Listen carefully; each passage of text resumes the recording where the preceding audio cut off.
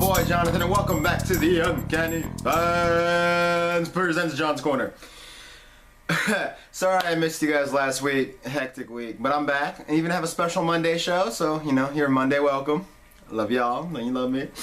Now Friday, this past Friday, the one that passed, Defenders came out. So if you haven't seen it, you should probably turn off the video now, because that's what I want to talk about. Defenders. That shit was awesome. That's a spoiler. It was awesome. Nah. I saw some people like hating on it, going, "That's boring, it's slow." But then again, a lot of people hated on Iron Fist, and I thought Iron Fist was pretty legit.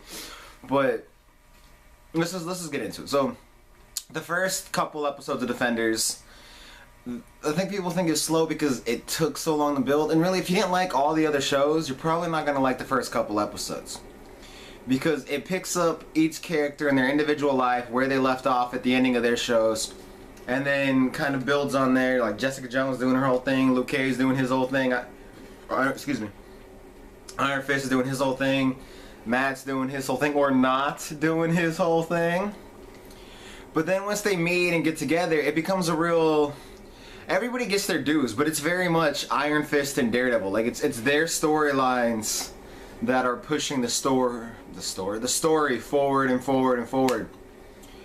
And it's all about Elektra coming. Like it could have easily been Daredevil season 3 or Iron Fist season 2.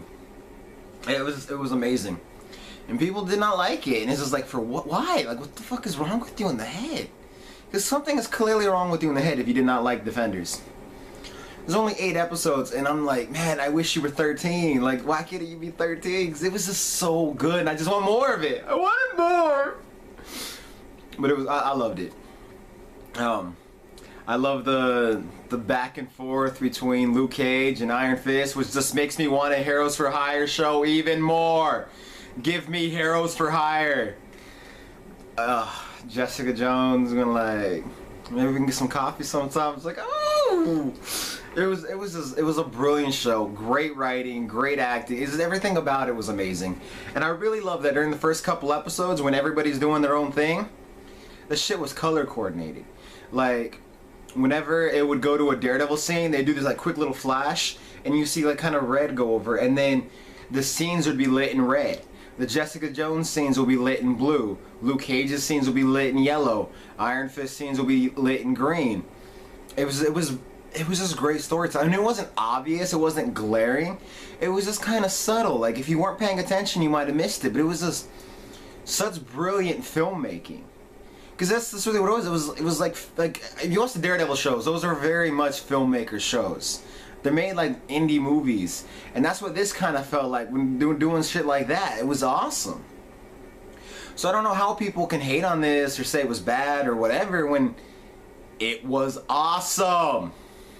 Alright, so we're gonna go from one spoilerific thing to another spoilerific thing, and we are gonna talk about Game of Thrones. Now, spoiler alert, spoiler alert, spoiler alert. It's a spoiler. Get over it. I'm spoiling shit. If you haven't seen it, I'm sorry. Don't watch past the part where I say spoiler. Wow.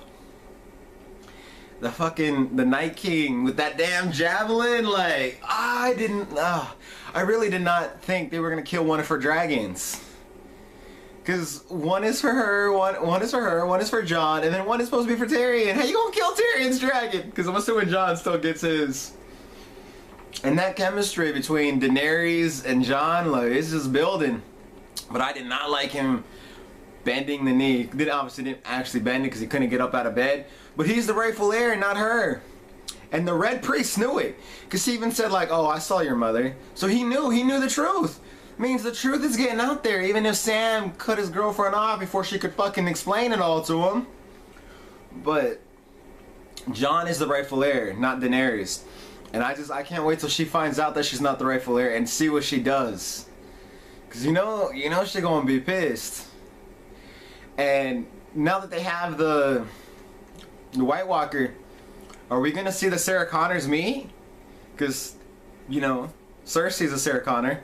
And then Daenerys is a Sarah Connor. So it's going to be the battle of the Sarah Connors. It's going to be like Battle of the Bastards, but better. I can't wait for that. It's gonna be so exciting. Like last night's episode was amazing, and I cannot wait for this coming up Sunday.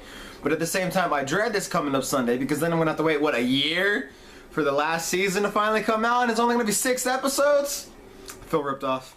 I feel like they intentionally are depriving me of something that I love and need in my life, and I will not stand for it. No, I'll stand for it. What am I gonna do? There's really not a whole lot you can do, right? So you just gotta wait. And it's good when a show makes you like Jones for it, the way that Game of Thrones does, because it does. Like you just sit there salivating. You sit there drooling. See, it got me so messed up in the head I can't even pronounce words anymore. That's how I feel. But I'm excited, man. I love this past episode of Game of Thrones, and it's just it's crazy. It's a great time to be a fan of just shit in general, because there's just so much great content coming out all the time that you just feel kind of like overwhelmed by it, you know? And I love it. We're almost out of here. But before we go, I don't know if any of you are fans of Joss Whedon like I am. Clearly, even this channel, the short-lived channel, I've already referenced Joss Whedon a billion times. I love him. I'm a huge fan. And his wife just released an essay about their divorce and stuff like that. And I'm not gonna get into it. I really feel like that's their business, and you know, it's not really any of ours to talk about or anything like that. But there's a fan site that I've been going to for years, and that I love this site. I go on there like almost like, I used to go on it every day, but they don't upload as much as they used to, so I go on there like maybe once a week now. But it's called Whedon-esque, and I just love that site. And now they're closing down, and they kind of are like, oh, well, it's not necessarily because of this, you know, we've been thinking about it for a while. But then the words they use in their last article, it's clearly about this. And it's just like, damn, like, I don't know, I just, closing the website down, I don't know. It bothers me because I love that website. I go on there all the time. And it just sucks that, you know, the dude's home problems in his home life is affecting his career and affecting everything else. And I don't think that's, like, relationships are hard.